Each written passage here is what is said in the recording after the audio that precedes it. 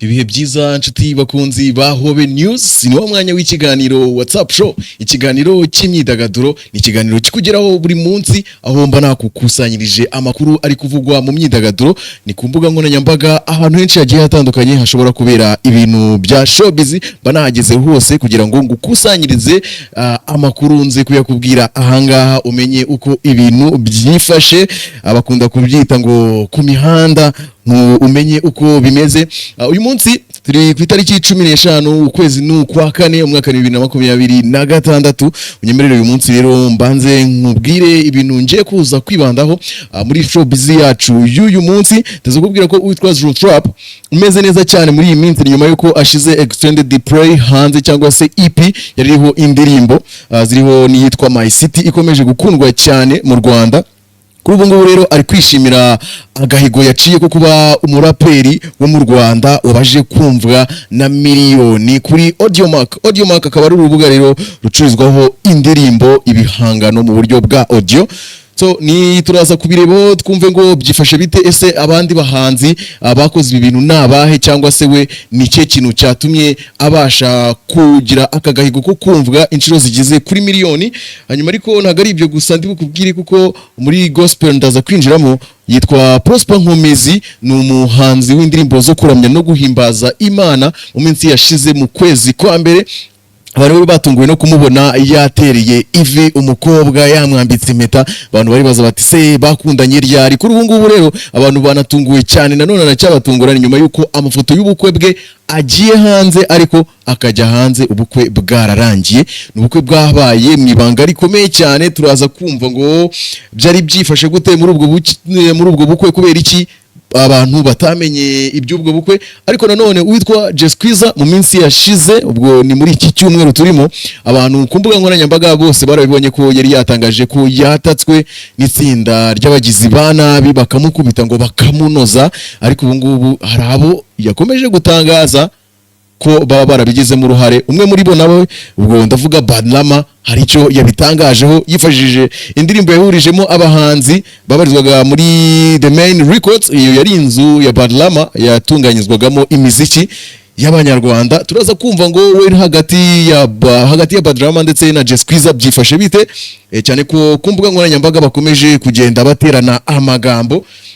Hanyuma nanone ndasa kukwinjiza mu rubanza rwa Disclaimer umunyamakuru ukorera kuri YouTube mu minsi yashize yari yatawe muri yombi akurikiranyweho ibyaha bigera kuri 2 gusa ariko ubu ngubu hari kubura iminsi 4 yonyine kugira ngo ajyanwe mu rukiko hariya Igasabo aburane ibyaha bigera kuri 6. Turaza kumva ese byabaje kuba ibyaha 6 gute ko yagiye muri gereza akurikiranyweho ibyaha 2 gusa. Nano turaza kumva ibyo byaha ngo nibihe. Hanyuma nanone witwa Diamond Platnumz akomeje guca uduhigo twinshi ni nyuma yuko akoze indirimbo muri uyu mwaka akayita Happy. Iyo ndirimbo igahita irebwa na miliyoni zigera kuri 5 mu byumweru bitarenze 2 gusa. Ariko nanone hataracamo iminsi myinshi agahita asora indi ndirimbo ari kumwe na Juma Jux abo ngubu basanzwe bafitanye n'izindi ndirimbo zagiye zihatwika cyane. Bakoranye ku ikubitiro indirimbo yitwa Enjoy. Iyi ndirimbo yakunzwe cyane barongera bakorana indi ndirimbo bise Ololufemi. Ingi nayo yarakunzwe cyane byatari ubwo yagaragayemo amashusho y'ubukwe bwa Juma Jux. Ariko kuri ubu ngubu bafitanye indirimbo yitwa Enjoy. Diamond impamvu ndibuze kumukubwiraho kuri ubu ngubu agiye gutaramira muri Uganda we na The Ben n'abahanzi benshi bakomeje kugaruka kuri uruzinduko rwa The Ben ndetse na Diamond Platnumz. Baribaza ese aba promoters cyangwa se abategura ibitaramo bo muri Uganda kubera iki bakomeje kwenyegeza umubano wa Diamond Platnumz ndetse na The Ben. Nagari ibyo gusa kubera ko witwa Diamond ubwo yaherukaga mu Rwanda mu mwaka wa 2023 yakoze ibintu byiza cyane muri Choice Award abasha gushimisha abantu ku rubyiniro yanahuriye no witwa The Ben. Kuri ubu ngubu rero agiye kugaruka mu Rwanda abantu baramutegereje cyane mu kwezi kwa 8 turaza kwinjiramo tumenye ngo azaza muri ihe gahunda mu bihe bitaramo bizaba byifashe gute. Nayo makuru rero mbanje kukunyuriramo ngo nkubwire uko byifashe mbamanje nagwaho gaciya kugira ngo wumve ibyo turaza kugarukaho kuri uyu munsi. Unyemerere tuze guhera mu Rwanda duhereye ku muhanzi Zotrap umeze neza cyane. Mu mwaka ushize yakoze album ayita Ntago Anoga. yakoze album ashiraho indirimbo zigera kuri 20 zose. N'abahanzi bake bo mu Rwanda baba barakoze ibi bintu bagakora album bagashyiraho indirimbo nyinshi, kubera ko umuhanzi warukaga gukora ibi bintu atari muri Trapish yitwa Bruce Melody, niwe wakoze Colorful Generation muri 2025 ashiraho indirimbo zigera kuri 24 zose. Iyi ngiyi rero yanatwaye n'igikombe muri Iwacu na Muzika Festival, yatwayemo igikombe cyo kuba ari yarabaye Best Album of 2025.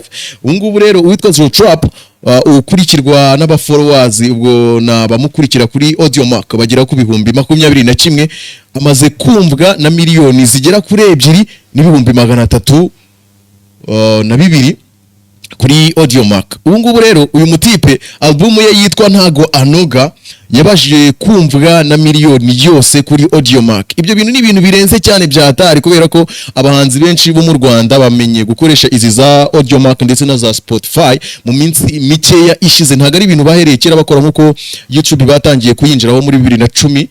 Audiomack yo batangiye kuyikoresha muri uyu mwaka wa 2020 kuzamura. Uyu mutipe rero ari mu bahanzi b'abanyarwanda bameze neza cyane kuri Audiomack, kubera ko kugeza ubu ngubu album ye yitwa Ntago Anoga. Reka mbanza nkubwire indirimbo zimwe na zimwe yagiye ashyiraho. Izo yitwa Street Goat, ingi yanakunzwe cyane, ifite iminota 3 n'amasegonda 12. Ashyiraho iyitwa Username, ashyiraho iyitwa Kirigute, ashyiraho iyitwa Kristo Yesu Akuzwe. Iyi ngiyi yayisohoreye amashusho yayo muri uyu mwaka, ashyiramo umunyarwenya bita Gitaf na ubu ngubu wabaye umuhanzi. Indi ndirimbo iri kuri album yitwa Impane. Hanyuma yakizeho iyitwa This and That, ashyiraho iyitwa Therapy, ashyiraho iyitwa Slang, ashyiraho iyitwa Hard Worker, ashyiraho iyitwa Channelighter, arongera ashyiraho iyitwa Ntaganoga yitiriye iyi album, arongera ashyiraho iyitwa Ibisimba Byaje. Abantu barayinjoyinze cyane mu mwaka wa 2025, abantu barayiryohewe cyane byatari. Kuri album yashyizeho iyitwa 4G, ashyiraho iyitwa Bob, washaka kuvuga Bob Marley. Ni indirimbo yagarutse ku mateka ya Bob Marley, avuga ko yari umuhitinzo hatari cyane, ari we muntu yemera. Nanone ashyiraho iyitwa Umwana wa Trench, ashyiraho iyitwa I Swear to God, ashyiraho iyitwa Mugo. Ingiyi ni indirimbo yagarutsemo DC cyane. DC yateraga abahanzi bo muri record muri label ya Ishkevin baterana amagambo cyane, murabyibuka ubwo yakoreraga Zo Trap akamukorera indirimbo yitwa Sinabyaye, bikarangira anasabwe n'urwego rw'igihugu rushinzwe ubugenzacyaha RIB kuba iyo ndirimbo yayisiba.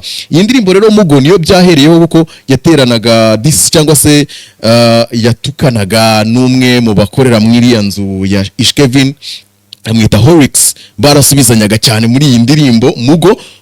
Abantu batayizi bazayumve neza cyane, bakurikire lyrics bazabyumva.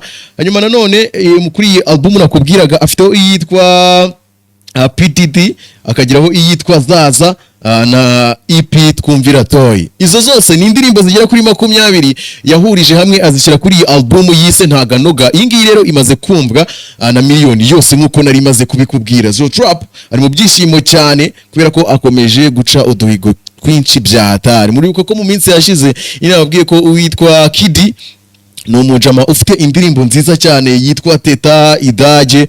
Yari yavuze ko kuba Zo Trap cyangwa se Diosdora batarashyizwe muri Iwacu Muzika Festival, rwose ibyo bintu bakagombye kubitekerezaho bagakora mu witwa Kevin Kade ngo wake umutetesha cyane ngo atarusha hit Zo Trap. So nuko nguko byifashe kwa Zo Trap. Unyemerere mba ndi guca mu makuru nihuta cyane kugira ngo amakuru yacu ataza kukurambira, uze kumenya amakuru mu gihe gito cyane.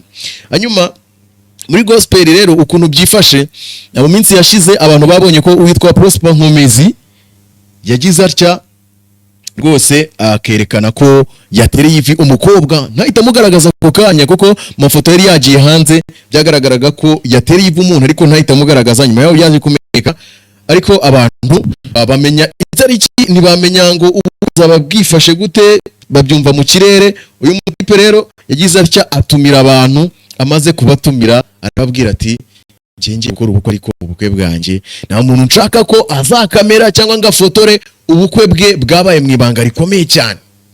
Ubwo ndi kuvuga Prosper Nkomezi, mu bukwe bwe nta muntu wari wemerewe gufata amafoto. Ni ukuvuga ko ubukwe bwabaye bukarinda burangira abantu batamenye ngo byagenze bite. Reka tubicemo twumve uko byari byifashe. Rero Prosper Nkomezi uherutse kwimukira muri Leta Zunze Ubumwe za Amerika. Ubwo ngubwo ni muri imwe muri leta za hariya USA. Rero akaba yasohoye amafoto y'ubukwe aherutse gukora mu ibanga rikomeye bijyanye na gahunda z'imiryango yabo. Prosper Nkomezi rero n'umuryango we bahisemo gukorera ubukwe, bahisemo gukora ubukwe mu kwezi kwa gatatu k'uyu mwaka wa 2026, ariko ubukwe bwabo babukora batumiye abantu baciye cyane, inshuti ndetse n'abavandimwe. Rero ababwitabiriye bari bahawe amabwiriza yuko nta wemerewe gufata ifoto iyo ari yo yose, ngo amafoto yose n'amashusho byafashwe byakozwe ku ruhande rwa Prosper Nkomezi. Rero mu minsi ishize Prosper Nkomezi ubwo yimukiraga muri Leta Zunze Ubumwe za Amerika, rero akaba yaragiye ahitwa Des Moines. Ahangaha rero ni muri leta ya Iowa, ahangaha ni muri Amerika. Rero nyuma yo guhabwa ikaze uyu ngo yanasubukuye umuziki we. Nyuma rero muri Mutarama 2026 nibwo Prosper Nkomezi umaze kwamamara cyane mu muziki wo kuramya no guhimbaza Imana, yatunguranye yambika umukunzi we byita Letina nkuru nziza, akamwambika impeta musaba ko bazarushinga. Umutipe rero akaba yaravutse mu mwaka w'1995, azwiho ubuhanga bukomeye cyane mu gucuranga piano, ari nabyo byatumye azamuka cyane.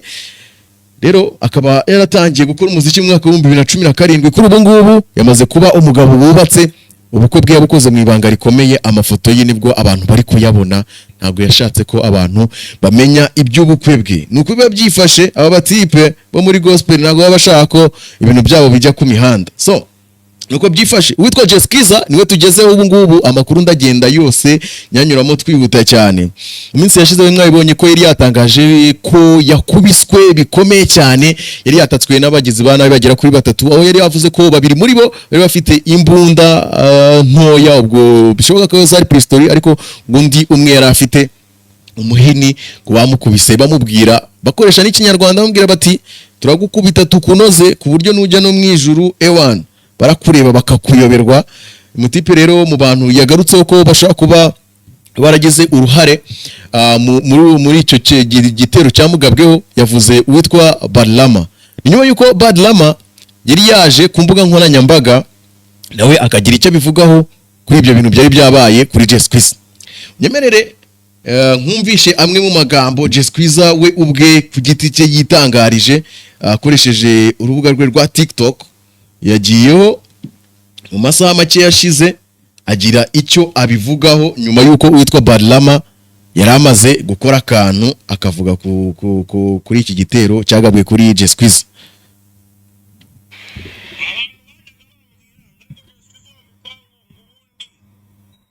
Abo bantu ntibazakwica, nkagira ngo ni imikino, nkagira ngo ni ibintu biri aho ngaho gusa, ariko naje kubibona izi nterahamwe, ibi bigarasha.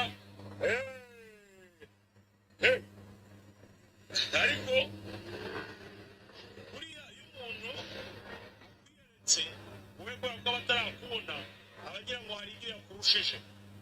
Mbese ndagira ngo mbabwize ukuri ko ubu noneho nibwo ibintu bigiye kujya hazarani. Nabonye uwitwa Badlama yaje ari ingamba, ubiri inyuma niwe. It's okay. Ubu ng'uyu wacha matara yahoraga yakaniga.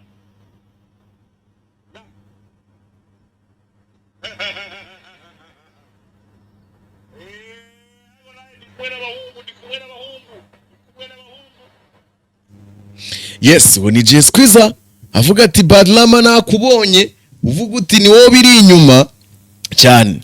Witwa Badlama rero yakoresheje ijambo riri mu ndirimbo yahurijemo abahanzi nkuko yari nabikubwiye, babarizwaga muri label yiwe. Indirimbo yaririmo abarimo Marina, Jay Polly, Mbanda rero niwe utangira iyi ndirimbo yitwa Nari High, niwe utangira iyi ndirimbo. Verse ye niyibanza mu magambo abari kuririmba, yageze ku isogonda rya 54 ahita avuga ati ubiri inyuma ni Badlama.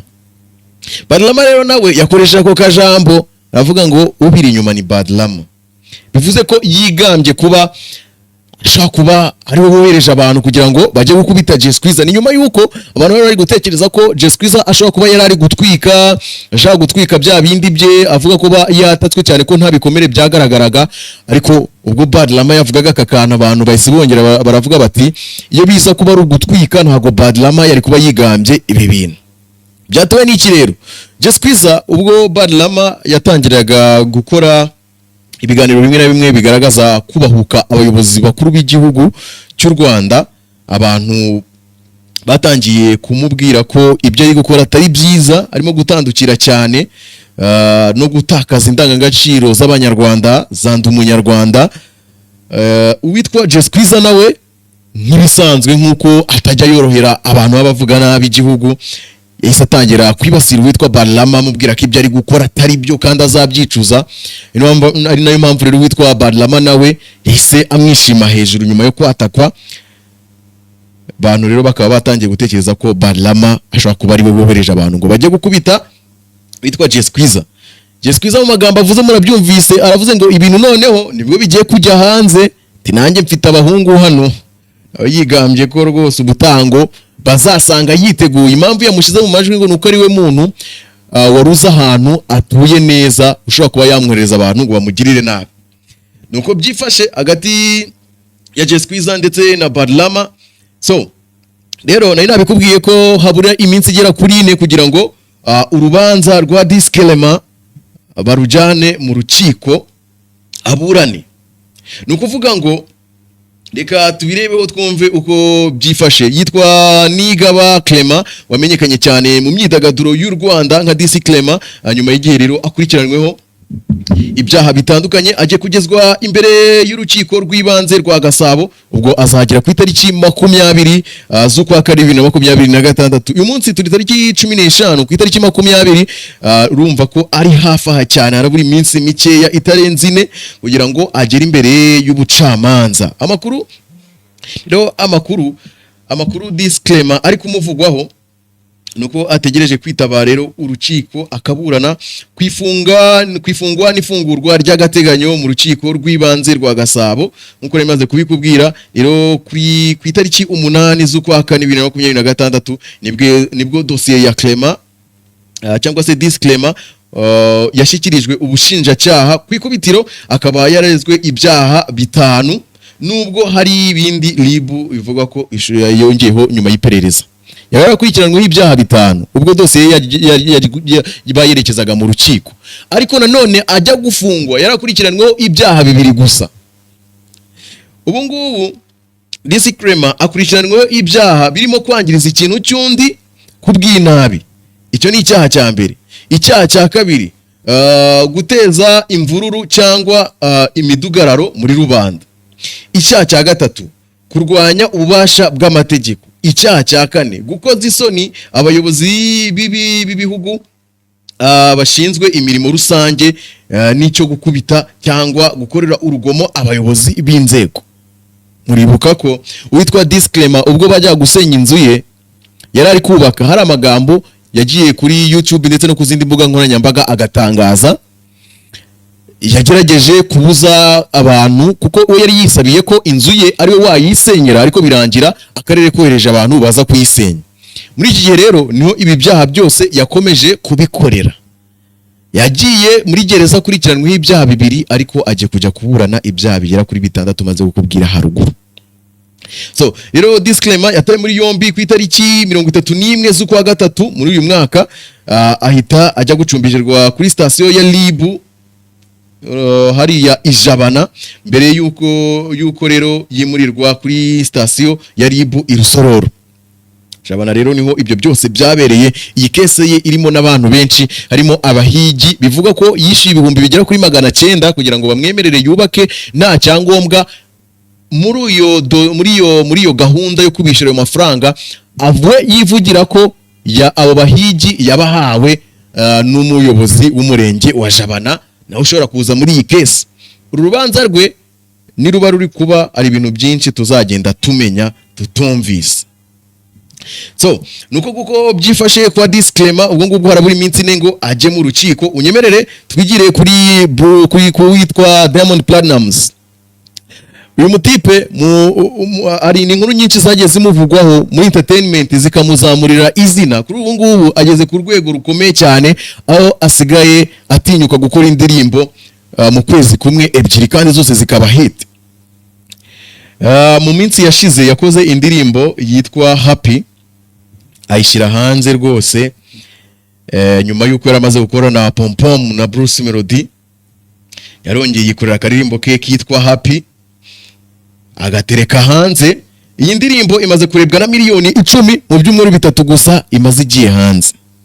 Miliyoni 10 mu byumweru bitatu, ubwo ni iminsi igera kuri 20 yonyine. Nyuma yaho ashize iminsi mikeya yahise asohora indi ndirimbo ayita Joy ari kumwe na Juma Jux. Iyo imaze kurebwa na miliyoni 4, imaze iminsi 11 igiye hanze. Ni records abakomeje gukora. Uyu mutipe ni nyuma yuko yari amaze gukora indirimbo yitwa Natulizana imaze kurebwa nayo na miliyoni 10. Impamvu mugarutseho, uyu mutipe yamaze gutangaza ko aje gukora tour izazenguruka ibihugu byinshi bigiye bitandukanye. Rero muri ibyo bihugu n'u Rwanda rukaba rurimo. Reka tubanze turebe ngo ibyo bihugu ni ibihe aje gukoreramo izi tour. Rero yitwa Diamond Platnumz, akaba ategerejwe i Kigali n'abakunzi be cyane. Diamond rero akaba agiye gukora ibitaramo. Muri ibi bitaramo rero mu Rwanda naho azahagera. Rero iki gitaramo kiri mu byo uyu muhanzi agiye gukorera mu bihugu binyuranye yise, ubwo ni tour yise Retro Tour. Iyi ngiyi azahera i Mwanza ahangani muri Tanzania, azakorera igitaramo ku itariki 25 z'ukwezi kwa 4, ubwo no ku kwezi turimo, akomereze i Dodoma na Mbeya aha naho ni muri Tanzania. Hanyuma ibitaramo azabikomereza muri Uganda ku itariki 5 z'ukwezi kwa 6 2026. Azakomereza Morocco aveyo ahite asubira Tanzania mu bice bya Arusha na Talime. Ahangaha rero nahava azahita aza mu Rwanda ku itariki 29 z'ukwa 8, azahita aza mu Rwanda kuhataramira. Rero nyuma yo kuva mu Rwanda, Diamond azakomereza ibitaramo bye i Zambia, akomereze ahitwa Dar es Salaam aha naho ni muri Tanzania. Nanone ahite yerekeza muri Australia naho azakorera ibitaramo. Rero uretse kuba ari umwe mu bahanzi bakomeye cyane, anashimwa n'abahanzi bakomeye bo mu Rwanda. Nkuko nabikubwiye, amaze gukorana n'abahanzi bagera kuri 3 bose. Yakoranye n'uwitwa Micho the Best, bakorana indirimbo yitwa Sinakwibagiwe, yanakunzwe cyane, niwe wabimburiye abandi. Nyuma yaho yaje gukorana indirimbo na Meddy ariko ntiyasohoka, na n'ubu ntago haramenyekana ikintu cyatumye indirimbo itajya hanze. Ndavuga indirimbo ya Diamond Platnumz ndetse na Meddy. Nyuma yaho yaje gukorana indirimbo na The Ben bayita Why. Iyi ndirimbo yarakunzwe cyane kuko imaze kurebwa na miliyoni zirenga 27 kuri YouTube. Yakunzwe cyane bya hatari, nubwo abantu bajya bavuga bati The Ben kubera iki utaritse ngo indirimbo ije kuri channel yawe. Kuri ubu ngubu iyi ndirimbo iri kuri channel ya Diamond Platnumz, ariko The Ben we icyo abivugaho opinion ye ngo abona kuba iri kuri YouTube ya Diamond bituma iyo abona amafaranga menshi. Bivuze ko we nta gice kinini ari hit, yikenera amafaranga hit yamaze kuyibona.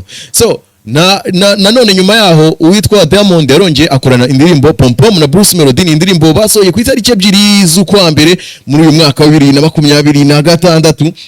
Urumva ko amaze kugira commitment n'abanyarwanda ikomeye cyane. Rero uyu mutipe bwa mbere aza gutaramira mu Rwanda hari mu mwaka, kubwiraga ko kugeza ubu ngubu rero hari ibitaramo akomeje yagiye akorera mu Rwanda. Ubwo aheruka muri Trace Award, ubwo ni igitaramo yari yaje gutaramamo yatumiwemo, ariko yanaririmbanye na The Ben indirimbo yabo bita Why. Na amashusho ya performance yabo yarebwe cyane n'abatari bake. Nyuma yaho ariko no muri uwo mwaka nanone yataramiye muri Giant of Africa nayo ibera mu Rwanda. So ubwo rero muri uyu mwaka wa 2026 agiye kongera gutaramira mu Rwanda nkuko nari maze kubikubwira. Ubwo abakunzi be bari tayari, ni mu kwezi kwa 8 ku itariki 29 azaba ari mu Rwanda. Nagaruko gusa ibintu bimeze kubera ko aba promoter bahari muri Uganda bakomeje gutuma uyu mubano wa The Ben ndetse na Diamond Platnumz wiyongera, kubera ko bagiye abantu babibona mu mwaka wa 2025. Nanone uwitwa The Ben yongeye guhurira mu gitaramo n'uyu mutipe Diamond Platnumz. Ko byifashe rero, The Ben agiye kongera guhurira na Diamond mu gitaramo kizabera i Kampala ku itariki 5 ubwo azaba ari mu kwezi kwa gatandatu. Aba bose rero batumiwe muri Comedy Store. Comedy Store isanzwe itegurwa na Alex Muhangi, uyu nguyu n'umukomediye wa hatari. Iyi Comedy Store uwitwa Element nawe aherutse kuyitaramamo mu kwezi gushize. Rero abangaba bagiye kujyayo nabo bahakorere. Rero ni igitaramo kigiye guhuza aba bahanzi banafitanye indirimbo bita Why nkuko nari nabikubwiye, banafitanye n'umubano ukomeye cyane kuko bajya bagaragara bari kumwe, bisa naho ari abantu badakorana nk'abahanzi gusa ahubwo banafitanye n'ubushuti. So rero nuko byifashe abantu bari hariya Uganda, abantu bari Imbarara, abantu bari Kisoro, bose bazaje kwirebera iki gitaramo. Rero igitaramo baherukaga guhuriramo hari mu ijoro ryo kuwa 24 na 25 muri Gicurasi, ubwo ni mu kuwa gatanu mwaka wa 2025. Icyo gitaramo cyo cyari cyitwa The Coffee Marathon Concert. Iki ngiki rero cyari cyabereyemo n'amarushanwa kuko cyabaye kumanwa, amarushanwa yo gusiganwa ku maguru. Bari bagamije rero guteza imbere cyangwa se gufasha abagore bakora umwuga wo guhinga ikawa kwiyubaka no kwiteza imbere. Abatipe rero nabo bari barabibonye cyane ko uwitwa Diamond ndetse na The Ben bari muri private jet rwose bameze neza cyane. So uwitwa The Ben rero kuri ubu ngubu reka nkwibutse ko afite Summer Country Tour azahuriramo n'uwitwa Bruce Melody nabo muri iyi mpeshyi. Uwitwa The Ben afite akazi gakomeye cyane agiye gukora muri iyi mpeshyi. So munyemerere twigire hanze y'u Rwanda turebe ukuntu byifashe. Ni nyuma yuko abantu benshi ku mbuga nkoranyambaga bamaze kubibona ko muri Kenya ubu ngubu ibintu byahinduye isura. Aba DJ bo muri Kenya bagiye kuzajya bishyura amafaranga, bagiye gutangira gusora. Ibintu byakomeye cyane. Bari kwibaza bati ese no mu Rwanda birahagera?